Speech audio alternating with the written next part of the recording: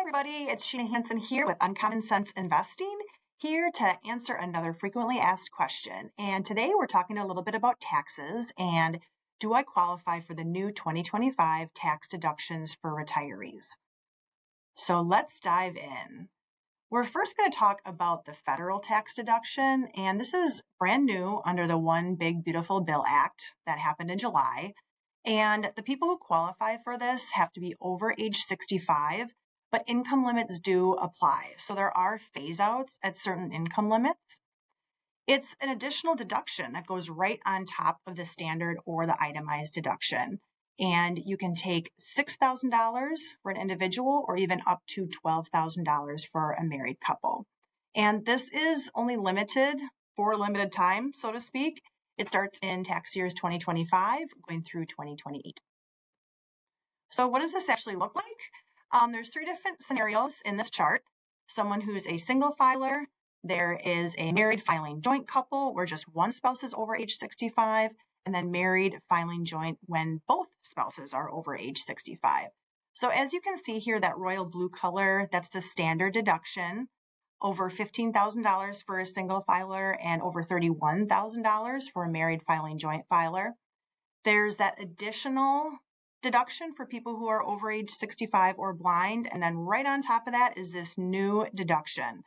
That's shown in green here. And so you can see that there is some significant tax savings with this additional deduction. Let's talk about the Wisconsin retirement income exclusion. And this one is big. For a long time, Wisconsin wasn't always a tax-friendly state, but now this is changing for retirees. This is an amendment to what was already in place, but what used to be a pretty insignificant exclusion is now a very generous one. So who qualifies? It's got to be taxpayers who are over age 67 or older. There are no income limits, and you must be a Wisconsin resident. Now, for snowbirds, if you are domiciled in Wisconsin for filing your taxes, then you should be able to get this full benefit. For people who might have different tax situations, certainly talk with your tax preparer depending on how frequently you're in Wisconsin. So let's see what this is all about. The maximum annual retirement income exclusion is for up to $24,000 for single filers and $48,000 for married couples. So what does this mean? Well, you have to have qualified retirement income. And so those are sources like a pension, maybe distributions that you're taking from a 401k or an IRA. So you can pretty much just subtract that income from your Wisconsin taxes up to these limits that I just mentioned. One note, you can't double dip. So if you're someone who is getting Wisconsin credits, you can't also take this income tax exclusion. So that is also something to talk to your tax preparer about if you're in that situation. So we can't escape taxes, but we certainly want to minimize them. And with these changes, it's certainly going to help. The strategy and other takeaways, we've been thinking a lot about how these tax changes are going to impact our clients, but at the end of the day, retirees, they're going to save some significant tax dollars, which is great. It might be time to update your income plan.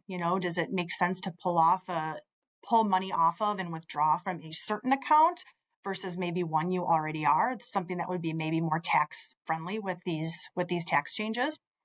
Roth conversion updates with Wisconsin income potentially being drastically reduced and the taxation of it could impact Roth conversion planning.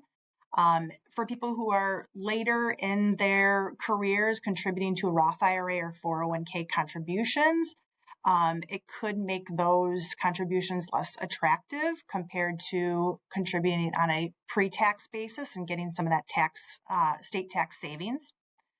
It might even impact changes to your future withholding or even estimated taxes. And so at the end of the day, talk to your professionals. Talk to us, talk to your tax preparers, because taxes certainly have a big impact on financial planning and investment management.